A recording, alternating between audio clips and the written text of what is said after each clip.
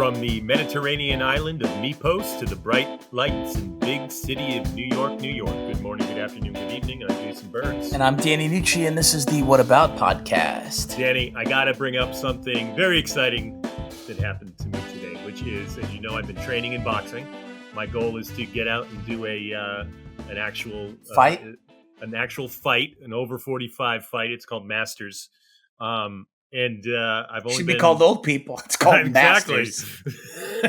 That's old the kind fucks. way of saying. Hey, old fuck fighting. So I got on the scale today, and I was already down 12 pounds. So wow. My goal is 30 to fight at a weight that is reasonable, where the dudes aren't jacked. Now, do you have to dehydrate yourself in order to hit weight? No. At this stage, because I hadn't been doing anything really besides just kind of jogging, the weight's kind of falling off. I'll hit a plateau where it's going to hopefully be like a pound a week, which is fine because I'm not going to fight right away. But I figure the more I talk about it on here, the more I have to hold myself accountable and do it. So basically you're using the podcast to motivate you to continue going, is basically what you're saying. So not to look at that jar of peanut butter tonight and go, I could eat. Well, you can look at it. You just can't eat it. You can smell it if you'd like, but you just can't eat it. Well, I'm pretty excited about today's episode. Bronson Pinchot. You know, we're idiots, by the way. I just let you know, we are idiots because he gave us the opening to interview him as Balki. I know. And he gave us the opening to interview him as Serge, and we didn't take it. However... He gave it to us twice. Actually. However, he was so entertaining and had so many stories that I was so happy to just let him go and listen to him. It was terrific. So without further ado, please enjoy Bronson Pinchot. Where are you? What part of the world do we find you in? I'm in California. Why the mystery, Bronson? Why the mystery, Bronson? Are you Middle California, Southern California, Northern California? I am never you mind. Okay, sure, fair enough. I like it. I'm gonna roll with it. I'll tell you something. It took me nearly 4 decades. There's certain questions that come up in in this field, which I'm not really cut out for. I know how to act, and I know how to be funny, and I know how to communicate, but I don't know how to do all the other stuff. Like, I just did a red carpet for Beverly Hills Cop, Axel F., and I had to go to bed for 3 days afterwards because all that, it's a lot. And the way the body works sometimes is like you store that stress, and then it needs to release. So like you said, you have to burn that off. It's not natural. So anyway, some things take decades to germinate. And anyway, I looked all my life. From the time I was 25, I became, there's no other way to put it. I became famous overnight for Beverly Hills Cop 1, but I wasn't ready for it. And some people know who you are, some people don't. And so there's a woman sitting next to me on a plane not that long ago, and the flight attendant came up and said, "Would you sign this?" I said, "Sure." The one next to me went, what's that about? You live your life, I'll live mine. I didn't say You live your life. So then somebody else came up and said, "Would you sign my son?" And I was like, "Yeah, I signed his little bald head." No, I'm just kidding. But anyway, a few people came up, and the woman next to me was obvious from her body language. She wanted to ask the question, why are they doing that? So finally she said, "Why are they doing that?" And I said, "Because I'm an actor." And then she said, which is the classic thing that I waited decades to see if I could come up with the right answer. She said, "Well, have I ever seen you in anything?" Yeah. What that usually leads to is either when you're very young, verbal resume is what it leads to. And then they say, no. And then you finally realize that you're being, asked to stand on your hind legs like a poodle at the circus without anybody really meaning to. That's the part I can't stand. They're not trying to be rude. They just want to. So anyway, it comes to me in a flash of inspiration. She was a nice lady. We spent the rest of the flight chatting and having a good time. But it came to me. She said, "Have I ever seen you in anything?" And I said, "List everything you've ever seen and I'll raise my hand." That was 35 or 40 years in the making. And she laughed and I laughed. And we just, it was like, she got it, and we joked, we had a good time. I'll tell you the other version that is I'm really proud of. I worked for many years with an audiobook producer named Bob Dion. He was beloved of everyone, and he got ALS, and he died of ALS. But thank God it got him, and it took him away relatively quickly. Anyway, he was a puckish, elfish, devilish guy, and he always had a twinkle in his eye. He knew I didn't like to talk about showbiz. I just didn't like to talk about. Don't worry, I'll talk about showbiz. Well, Bob used to sit. I used to sit with his wife Deb and him and their dog Samson on the couch after our sessions. We just watched TV, and then Bob would get the twinkle in his eye. He couldn't help himself, and he'd say, "What's Eddie Murphy like?" And his wife would say, "Bob, he hates talking about showbiz. Don't start. Let's just enjoy the TV." And he would say, "But just tell me one little story." And I'd say, "Bob, I don't like talking about showbiz. It's like, I don't like talking about it. I just want to hang out." And he would then, "Okay, well, what's Bette Midler like?" And finally, I would put my head between my, hands, and then, but I loved him, So anyway, he would do it, and then he'd do it again, and he'd do it again, and I would alternate between finding clever ways to say stop or something. I just hate talking about showbiz when I don't want to talk about showbiz. So finally, and this is as dark as humor gets, but anyway, he was on his deathbed and unable to move anything, not even his eyes.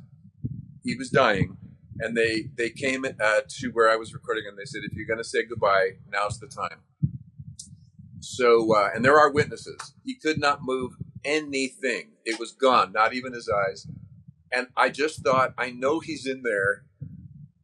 So I leaned over, because he couldn't turn his eyes to me. And I leaned over and got right in his eye line and said, "Bob, ask me anything you want about show business." Anything. Oh, man.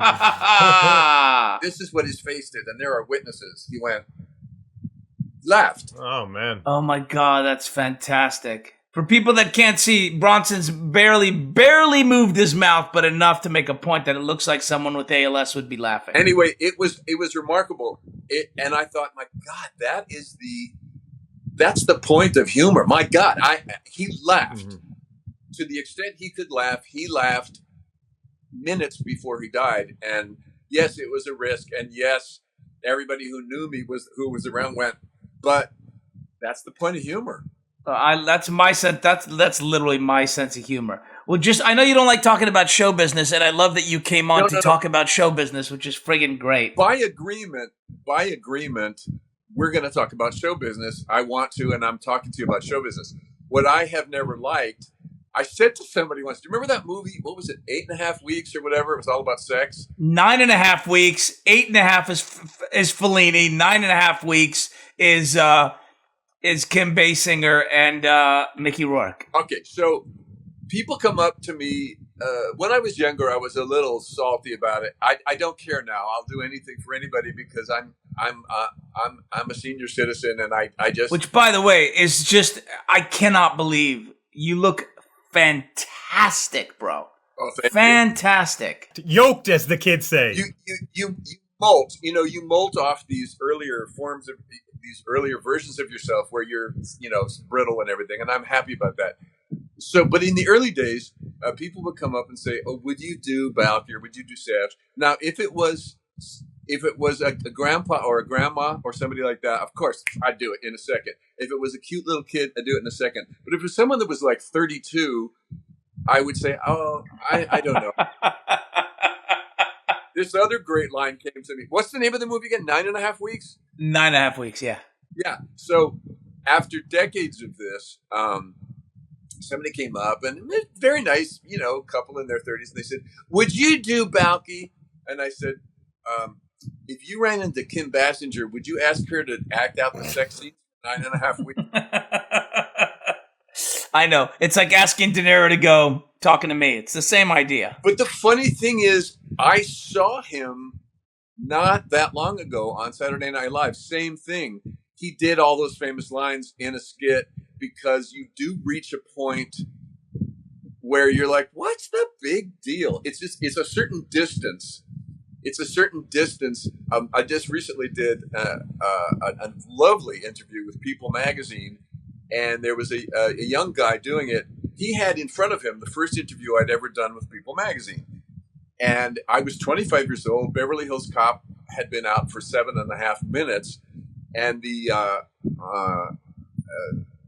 interviewer said to me, "Would you do Serge?" And I forgot what I said. This is 40 years ago. So I said to him, "Would you like to interview me as Serge?" And he said, "What?" I said, "Yeah, you can interview him if you want. And you can too, by the way. He's a good interview." So he said, but I'm looking at the first article we ever did about you, and the woman asked you to do it, and you said, "No, I won't, because I'm not a performing dog." And I said, "Well, that was 40 years ago." You're a performing dog now. I understand. No, I'm a performer. No, but it's funny how you molt. You molt a series of times in your life. You molt off what you were, and you're like, how did I ever do that? Part of it at the time, Bronson, was also you're thinking long-term career, and you don't want to be known for one thing, right? You want to be seen as the multi-dimensional actor that you are. What I'll tell you what cured that is permanently. I was no. There were two things that I was cured of. I used to have to be in a vacuum when I acted, to the point where I didn't want to see anybody, over here, over there. I even at one point it got. You're Clear the Eye Lines guy? You were Clear the Eye Lines guy, Bronson? At one point, somebody actually, at the worst of it, somebody actually brought in screens of black velvet, so I saw nothing but the camera. Fun fact, I later found out, decades later, that of all people, Greta Garbo made them do that. She said, "I can only see the camera." Anyway. What cured me of all that crap was I was under a plane wing doing a TV movie called The Langoliers, and I was playing my first kind of like murderer. And I thought, I must be separated from mankind in order to play this. And so they were like rows and rows and rows of levels of keep away from Bronson's shit. Oh, and so anyway, we're shooting at an airport in Bangor, Maine. Also, I'm covered with blood, which, by the way, was taro syrup with red food coloring in it. And I'm here to tell you that if you're in a three-piece woolen suit in Bangor, Maine, in the summer, fly season, 100 degrees heat and 100 degrees humidity. And you're covered with taro syrup, and it's got to be kept all glistening, glamorous. All of a sudden, I feel I'm closing my eyes. I'm getting some shade under the airplane wing, because it was all about an airplane. And all of a sudden, I feel something tug my pants. I look down. There's the cutest little 3-year-old girl you ever want to see, and next to her, not that much taller, is her grandmother, or maybe great grandmother. And she says, "Can we take a picture?"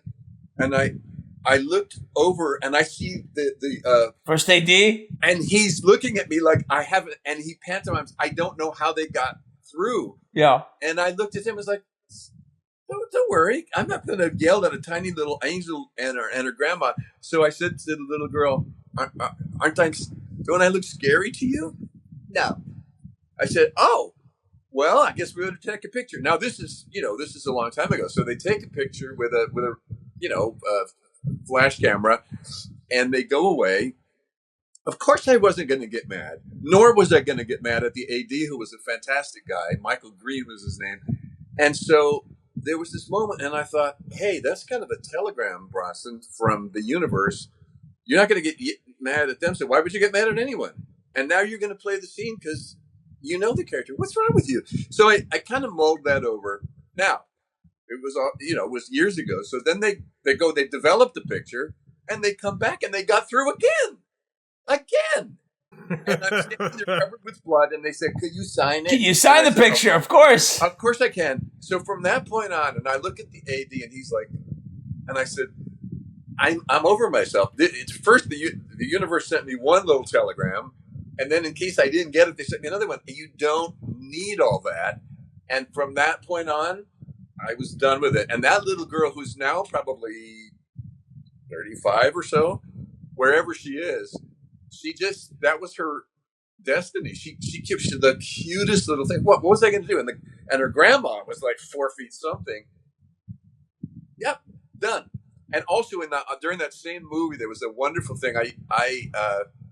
I asked them, instead of putting me in a hotel, I wanted to be in a cabin in the woods because I was playing this murderer and I wanted to be away from civilization. So every day I had a half an hour drive to the set. Mm-hmm. And it was just one long country road from the woods to the airport.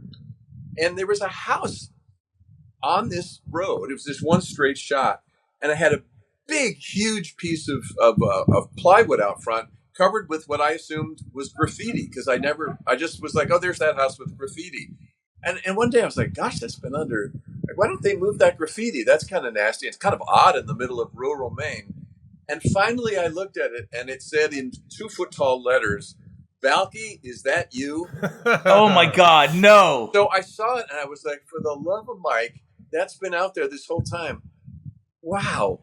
That's so inventive and so fun. And so on the way home, I broke early one day. It was still light out, and I thought, screw it. I had a very early shot, so about breakfast time, I was done. So I'm driving. I was like, just do it. So I turn in. It's this little suburban house. There's a father and mother and some young children, and they're sitting at breakfast. And I drove up to the window, and the father looks up and goes, "Oh!" And all we did was laugh because there was nothing to say. All we did was laugh and laugh and laugh because they threw the bait out and they caught a Balki. I hope this wasn't you covered in blood. No. The blood is something that happened midway through the movie, and then for continuity, they had to do blood every day. But I was all cleaned up, and we couldn't get any words out because it was so pure. It was like we put the sign out, and then you came. And all we could do was laugh, and then I just waved and I went away. It was fantastic. So, those are great moments. Well, and it's good proof that you got to slow down and look around at the world every now and then too. You got to look around at your surroundings. Well, the thing that I don't understand, because I was talking to a young guy who was interviewing me the other day, and we had photos. We're talking about our worst experiences. I asked him, we were competing for who had the most outrageous showbiz story, and his was that he was interviewing and photographing a female celebrity who shall not be named, and before she came in the room, everybody had to sign an NDA agreeing on pain of death not to look at her butt. And I was shocked. Not to look at her butt? Not to look at her butt. Now, what is a better way to guarantee someone's going to look at your butt? Bro, that's all I'm going to do if I sign the NDA. That's all I'm going to do. And then my next question was, how do they enforce it? And who is the person whose job, talk about a resume, who says, like, I'm the don't look at her butt enforcer. I was the don't look at her butt enforcer from 2022 through 2025. What the hell is that? How about getting that letter from the attorney? We're here to inform you. But what it reminded me of, because I went through my period where I was like, grappling with, but what it really... Wait, hold on a second, Bronson. What do you mean you were going through your period where you were grappling? What do you mean? I meant before the little girl came up to me at the airport, I was grappling with how do you... For instance, when I first became really famous, really too famous too quickly for a person that was that young, I went through this thing where I have to smile because I get what, I was 26. People will come up and say, can I have your autograph? And I would say, well, why wouldn't you rather have a nice conversation person to person? And they would go, no. I want your autograph. No. The answer is no. And then the next thing I did, because I'm it's kind of sweet. You got a picture of 26 years old. But then I would say, why don't you give me your autograph? It's like, so finally one day I was with, I actually took my assistant and my office staff. We all got in a car and went to Disneyland, and a bunch of people came up. This is 35 years ago, and all had something to sign. And I just grabbed each one and I signed it. And my assistant said, "What happened to you?" I said, "I just finally realized that's just what they want. They don't want to have a conversation. They don't want any of my. They don't want my interesting, unusual, interesting modification. They want me to sign it. Boom, you're done. But in that connection, around that time, she was like, I can't believe it. I was like, yeah, I know. It's just so obvious, isn't it? Just sign it and smile. But then at some point, Bronson, it had to become this, right? The selfie. It went from autograph to let's take a picture together so I can post it online and prove that we met. Here's the part of the selfie that I love because it cracks me up. The selfie led inexorably to the grope. Because when you take a selfie, they get right next to you. And the next thing they do is then they just put their arm around you. But then the next thing they do is the arm drops and you've got fingers right in your bum. The butt NDA is what you need. So it's really funny. And again, all you can do, at first you're shocked and then you're disgusted and then you're like, wow, you're enterprising. You know, it's like you just go through the whole thing. And you know, I have to laugh because it's kind of all right. So you both know who Catherine Deneuve is or was or is? Mais bien sûr. Bien sûr. So the other telegram from the universe so it was the little girl, and then there was the people that had the sign, and the third thing that was my telegram from the universe saying, dude, get over yourself. Get perspective. So at the first year of Perfect Strangers, and it was also like Beverly Hills Cop 1 was still very fresh in people's minds. I went to this juice shop in West Hollywood, and it was an old storefront. So it was, 90% glass. And there were 75 people in the window that all went, oh, when I walked up, and a voice in my head, I was like, dudes, it's LA. Can I just get some juice? Like, you have to stare like, ugh. So I go up to the counter with this attitude, like, ugh. Go up to the counter, and there's a woman with long blonde hair facing away from me, this close. And she's looking at the menu. And then she turned, as I arrived at the counter, maybe she thought that I was her friend that was with her, or maybe she just wanted to see I was this close. So I leaned up against the counter. I'm looking at the menu. She's looking at the menu. And then she turns, and here's my face, and it's Catherine Deneuve. And I went, and she went, and you did the same thing. Okay, so now I get it. I didn't even try to do that. It was my blood cells. It was my skin cells. It was my gut. I didn't mean to have that reaction, and I wanted so badly to tell her, when I walked in, I had that, and now I just learned what it. But she was so over me. She was. But it had to be taken to a different level, Bronson. When you're doing something like Perfect Strangers, which goes into people's houses every week, you become part of their routine. You become part of their family in a way. Yeah. I mean, but if you have some of these, what I call them like boomerang experiences. When I was 12 or 13, I was watching a movie called How Green Was My Valley. I'm getting goosebumps thinking about it. And at the end, Roddy McDowell, his father has been crushed or somehow fatally wounded in a mine, and he was 12 or 13 at the time, and he's holding his father, and the father dies.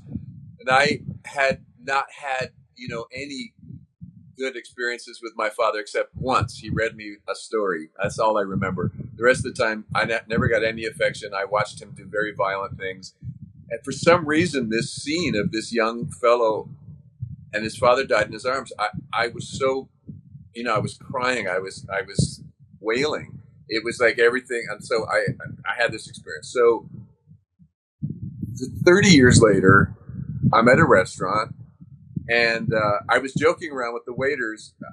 I went there every night. It was during Perfect Strangers. I went there every night. And my joke with them was that when the food was ready at the window, I would go get it myself. And I was like, I'm just serving myself if you don't mind. It's just to make them laugh. So I had this big tray because I had a friend with me. I had a big tray with my food and his food. And Roddy McDowell walked into the restaurant, and my hands went amazing. Numb. And everything fell on the floor because it was Roddy McDowell. My hands went numb. All the food dropped on the floor. And then and I didn't say anything to him. I just had this reaction. Then about 8 years later, I was in a movie with him, and I told him the story, and he said, he was a lovely man. He goes, oh my goodness. And I said, I was so, and he said, I get it. He was lovely. But anyway, that's the way it works.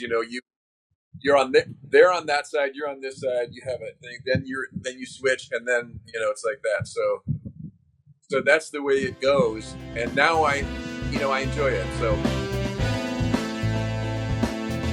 what about caring for elderly parents? The special topic that you wanted to talk about today was caring for an elder parent, which I recently did for my dad. Very complicated relationship with my dad, so it's sent me on a journey of sort of self-discovery as well. I'm curious, where did your journey with these kinds of learn as you go responsibilities begin?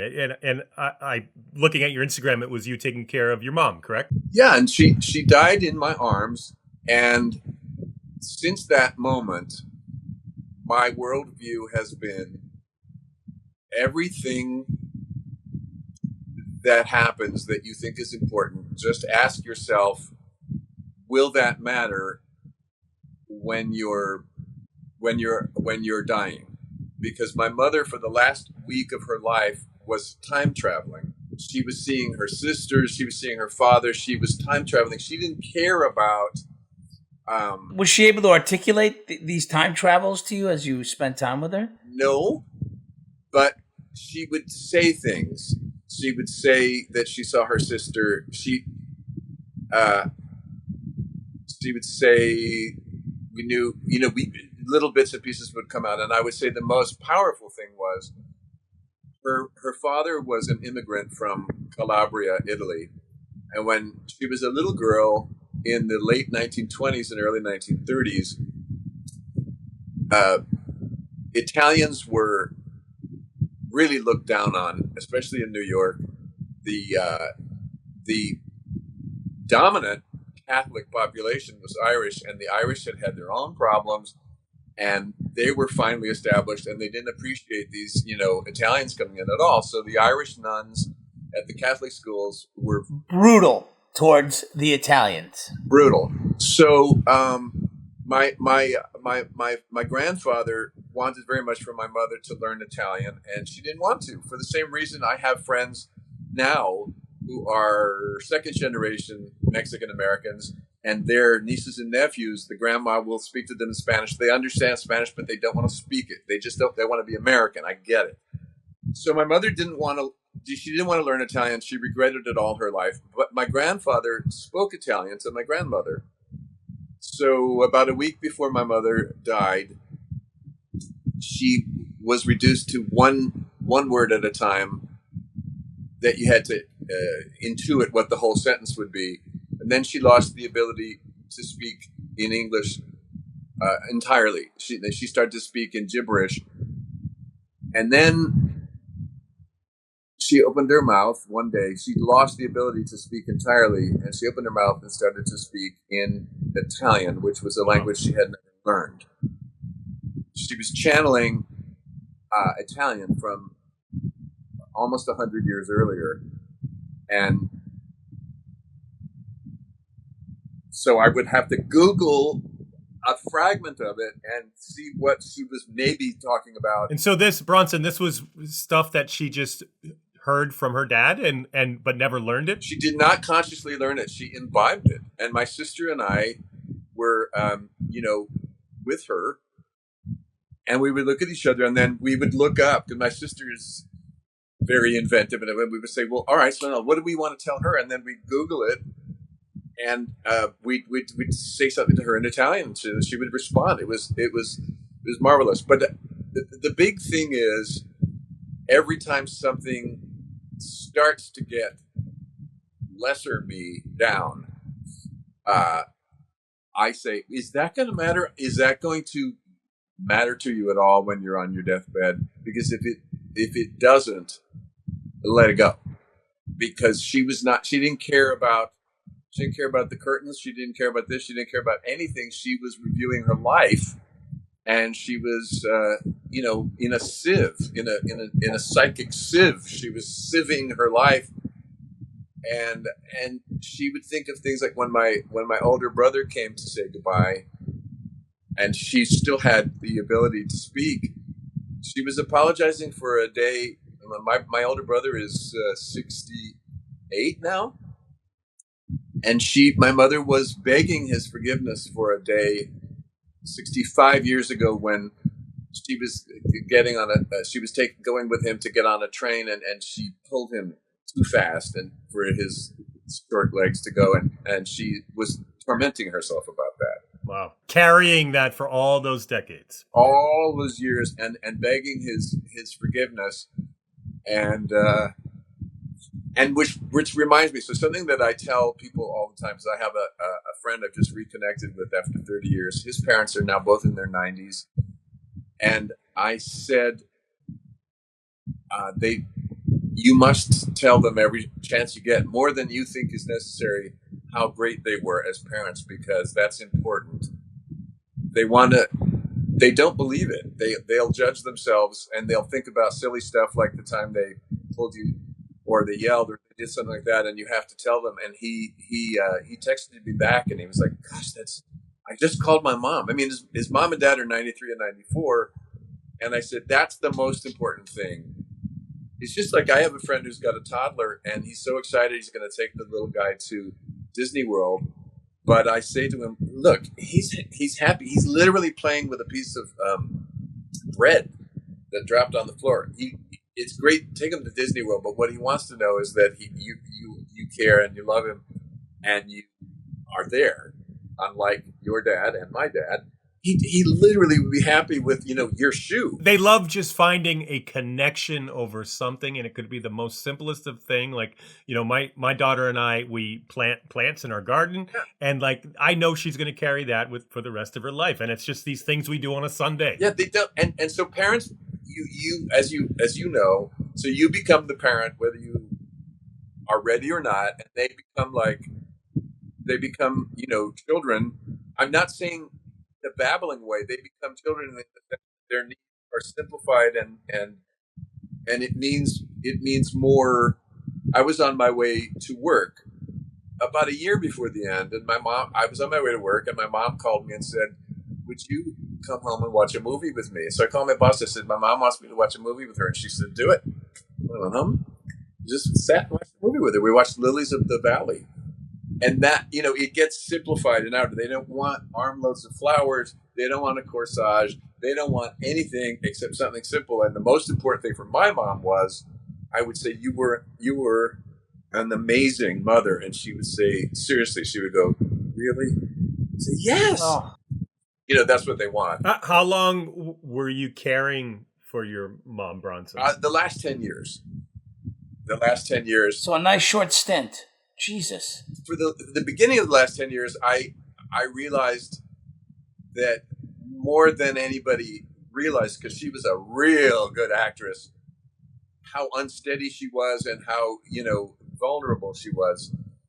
And for 8 or 9 years, it was just to be there, and I had a buzz around me, and she would buzz it. But the funny thing was, she would, until I was like, "Mom, please wear it up here." She wore it like right over her solar. So she would get up in the middle of the night. It's where the cool people wear it, Bronson. Middle of the night to make cookies, as one does. And she would be having a good time listening to music, and she would stick her adorable little belly up against the counter, and it would push the buzzer, and I would come running into the house nude. Because the buzzer meant I'm in trouble. And she would say, "Sweetheart, what are you doing up? And you're naked." And I would say, "Mama, you got to put the buzzer up." Because, you push the buzzer. "Oh, my God, I'm so sorry. Oh, my God. Oh, my God, I'm a terrible..." I said, "Just put it up here, Mama."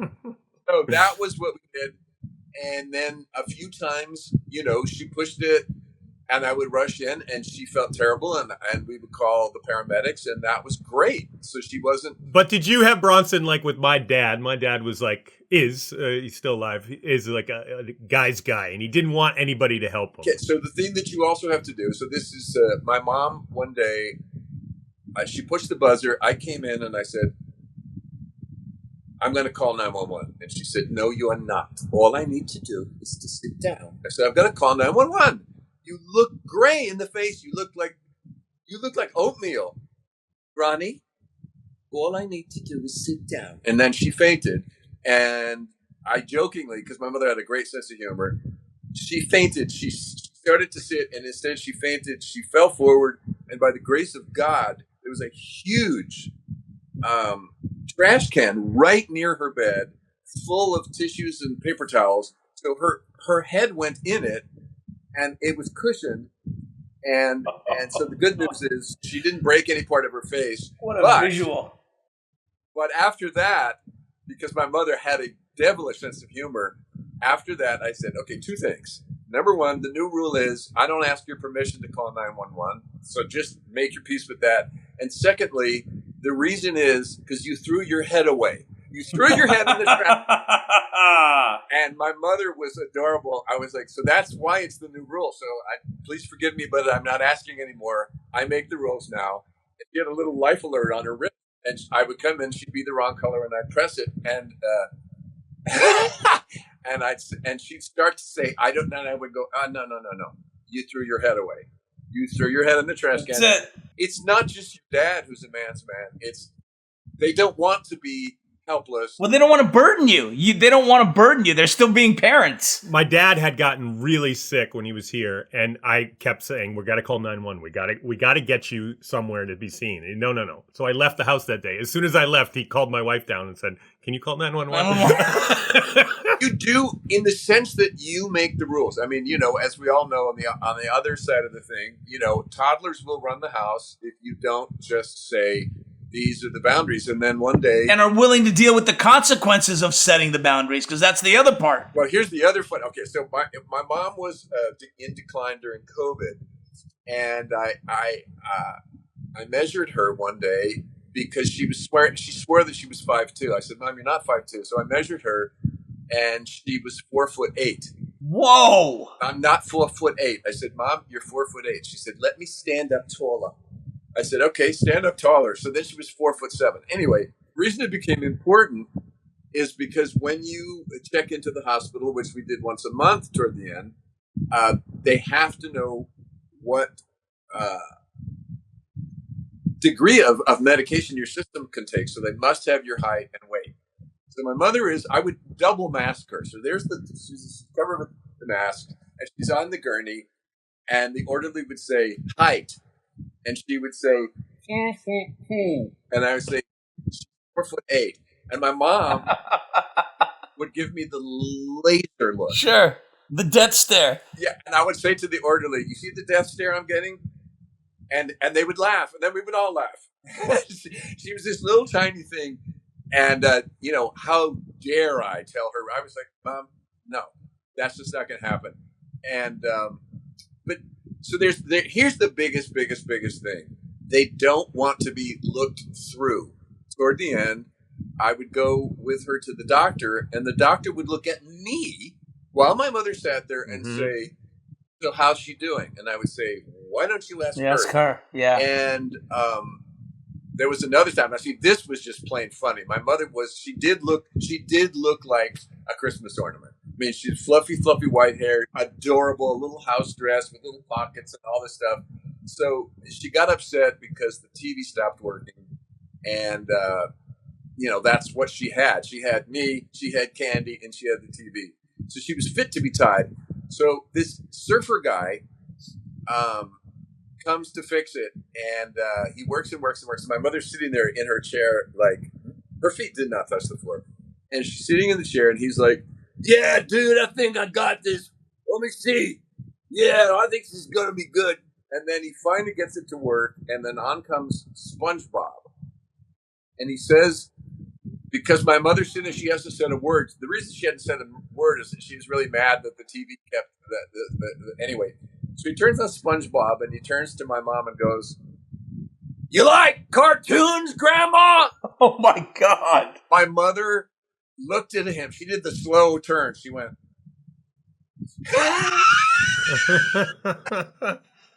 He had such a good heart. He just wanted to fix the TV. But I said to my sister, I was like, is this, he doesn't even know. He's I mean, she's got 2 Star Wars lightsabers coming out of her. Yeah. He's getting the Sicilian death stare. Yeah. But I mean, the thing is, no, and you have to. They don't want to be.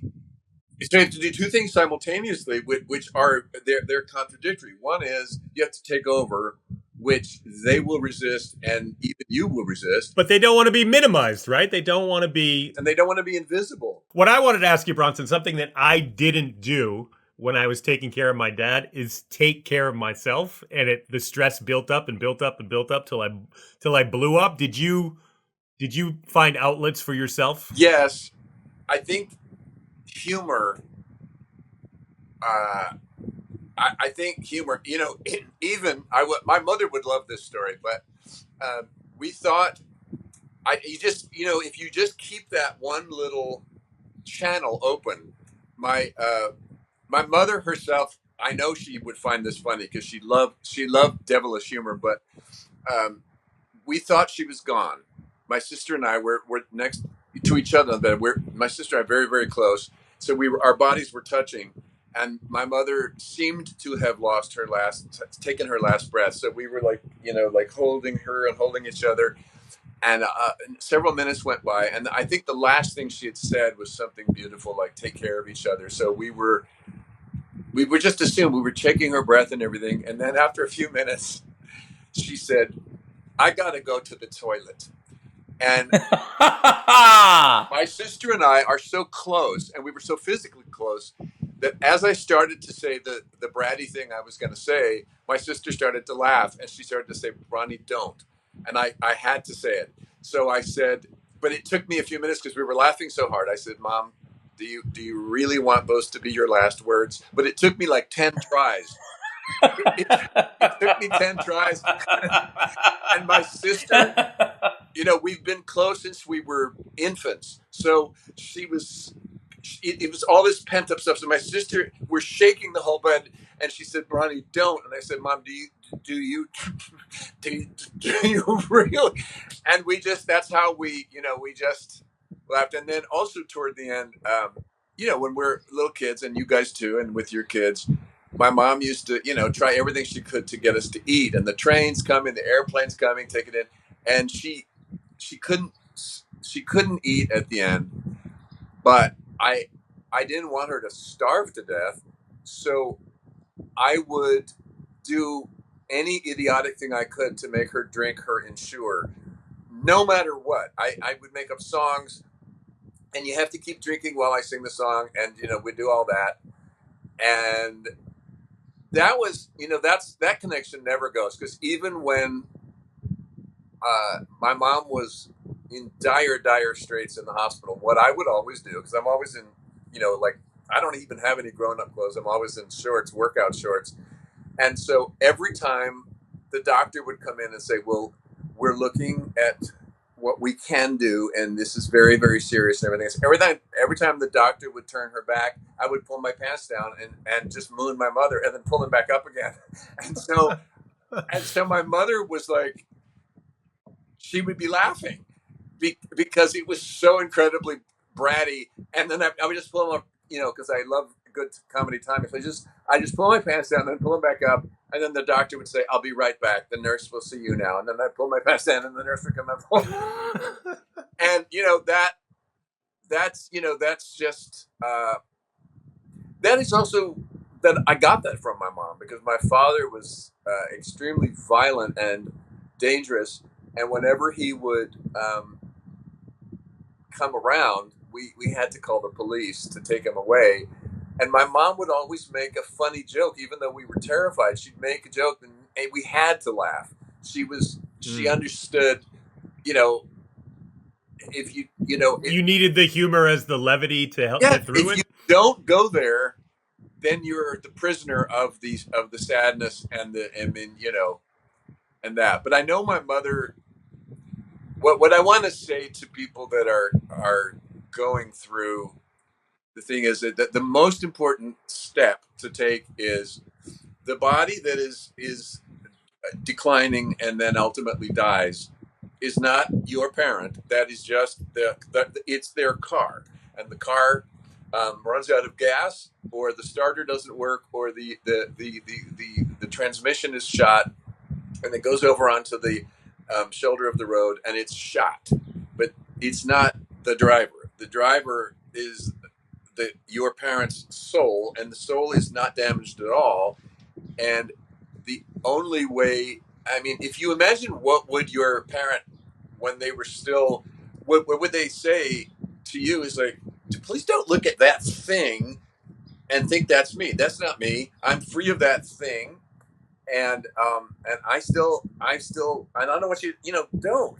That's how I steer through it. My mother's been gone not quite 2 years, but I know she's here right now, approving of most of what I'm saying, and also saying, I used to tease her so unmercifully. This guy came once.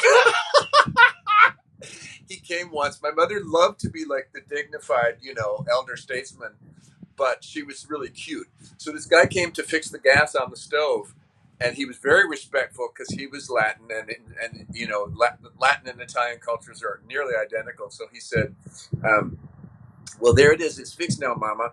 And my mother said, thank you, sweetheart. And I said to him, now she can hold my hand on the flame like she used to when I was little. And my mother said to the guy, I never did that. But I never. And then I was like, and sometimes my face, you can still see the kind of, anyway, but she, my mother is 99%, well, she's right here. Yesterday was her birthday, and she's approving of 99% of what I'm saying. But part of it, she's like, she wants to say to you, I will channel her for a second. Sweetheart, I never, ever said that.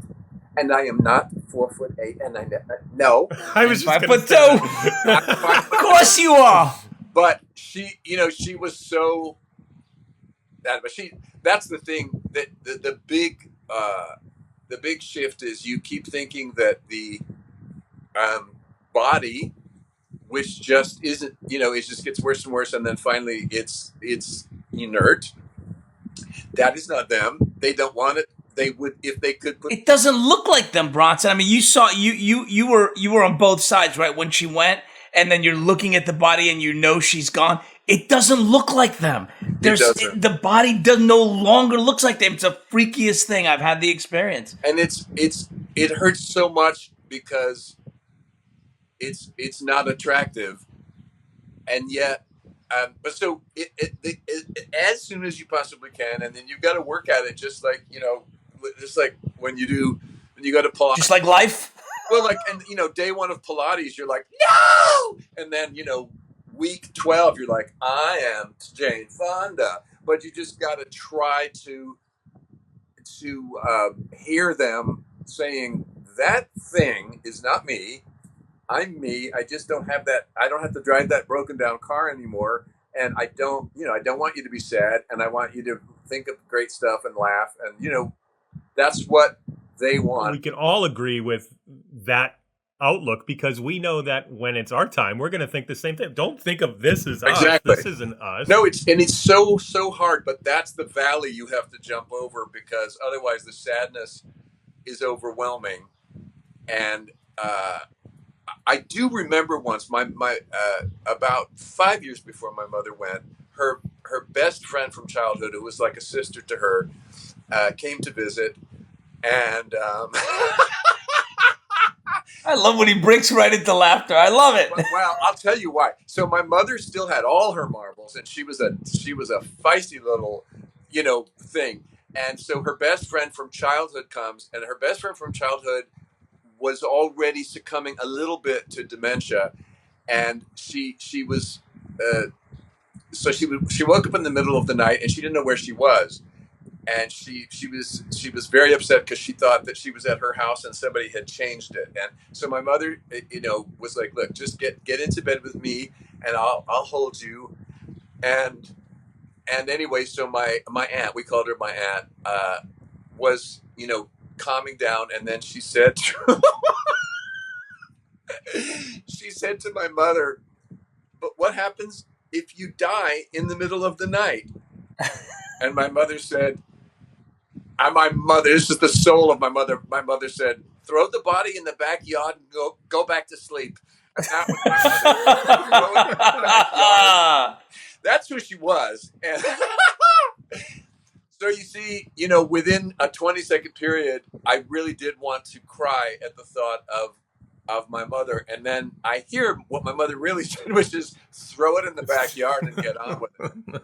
Well, Bronson, we have an audience listener question that we have for each episode, and this one is going to be a little bit of a deviation from what we've been talking about, but it touches on something else you're well known for. So Ryan K asks, I get such a joy out of hitting play on an audiobook and hearing your voice do the narration. I've been toying with doing some narration myself. How do you avoid all the clicks of the tongue and the pops on hard consonants? Oh, eat grapes. Sure, that's what I was going to say. What the fuck? Eat grapes? Here's the 2 secrets of keeping your mouth hydrated and all that. One is get a pop filter, which I'm sure this fellow already has. Get a really good pop filter.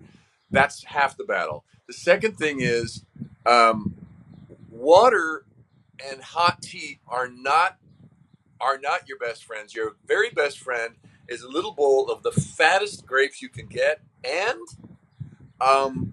get some coconut oil, which usually, kind of solidifies in the jar. Get some organic coconut oil, warm it up in the microwave, and take a big tablespoon of it, because you literally need to grease this whole thing. The other thing you can do is eat some greasy food. Now, this was taught to me by I was busy for 10 years, not singing at all, and then I did a musical, and the music director was like, "Come on, Bronson, don't freak out," because I hadn't sung, and I was trying to open up, and he said, "Just have some French fries." I said, "What's that gonna do?" But it just lubricates. You got to lubricate the whole thing. Warm up some organic coconut oil. Have some big juicy grapes, and that plus a pop filter will help you, because otherwise you'll just obsess about it, and it's like having to pee when they're getting ready to take the plane, to take, and you're like, I need to pee, and they're wanting you to put your seatbelt on. So just put your seatbelt on and pee later. But yeah, it's something that obsesses you at the beginning. But yeah, oil, grapes, and get over it.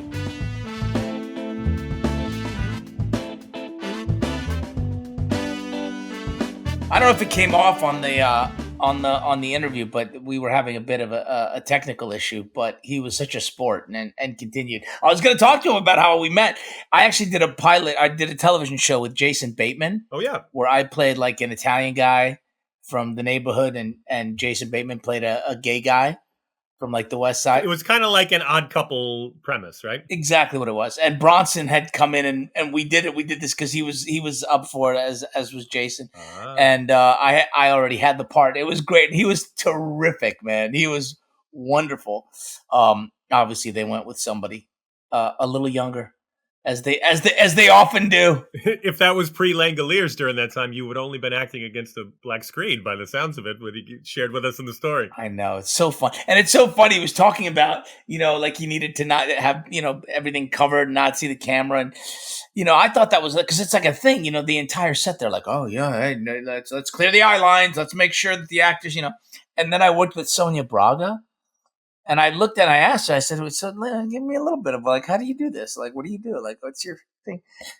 And this woman says to me, she's like, oh, I'll be doing a scene. I'll look over at the boom operator who I have a, relationship with. And I'll look over at the AC. And while I'm in the middle, I go, you mean you look at the crew while you're in the mix? She goes, yeah, because it does something. I know them. It allows me to be right here because they're right here. And I was like, wow. It makes her present. Yes, ever since then, you'll get a crew member that as I'm doing a scene, especially if it's an intense scene, and I look right at them, and they're like, "Oh shit, do I look away? What do I do?" I'm looking right at them. It's very funny. But yeah, what a treat talking to them, and I hope they enjoyed it as much as I did. I really liked the fact that I didn't talk much, and I'm sure the audience did as well. So, thank you all for listening. Music by Denny Nucci. Produced and edited by the same two people you heard hosting this show, because they have no friends.